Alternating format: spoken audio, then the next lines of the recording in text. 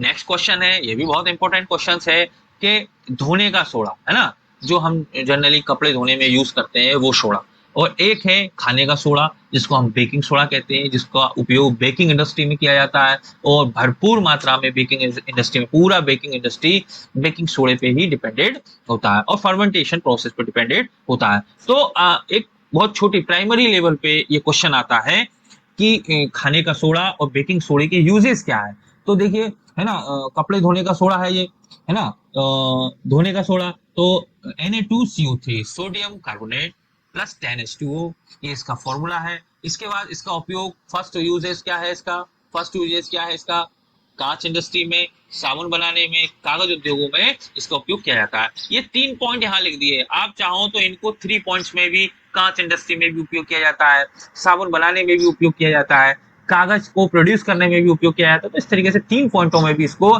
Break down करके हम इसको लिख सकते हैं। इसके अलावा नेक्स्ट जो है, हम इस पॉइंट के हिसाब से हम अगर सेकंड माने तो सेकंड में क्या है, जल की स्थायी कठोरता, है ना, हार्डनेस होती है जो वाटर की, उस हार्डनेस को भी खत्म करने के लिए इसका उपयोग किया जाता है। तो अमूमन हम इसीलिए तो उपयोग करते हैं इसका, कि हम जब कपड़े धोते हैं तो पानी में जो हार्डनेस होती है वो हार्डनेस कपड़ों को साफ नहीं होने देती, उसके मेल को निकालती नहीं है। तो इसका उपयोग जब हम करते हैं तो ये कपड़े की हार्डनेस, उसको वाटर की हार्डनेस को, पानी की हार्डनेस को समाप्त कर देती है, दूर कर देती है, और पानी जो है, पानी और इसका जो मिश्रण है, वो मिश्रण क्या करता है, कपड़े की गंदगी को खींच लेता है। तो ये बहुत इंपॉर्टेंट क्वेश्चन है। इसी में अगला जो देखेंगे हम बेकिंग सोडे का, तो बेकिंग सोडा इसका जो फॉर्मूला है NaHCO3 है बेकिंग सोडा का। इसे खाने का सोडा भी कहते हैं, आम बोलचाल में क्या कहते हैं, खाने का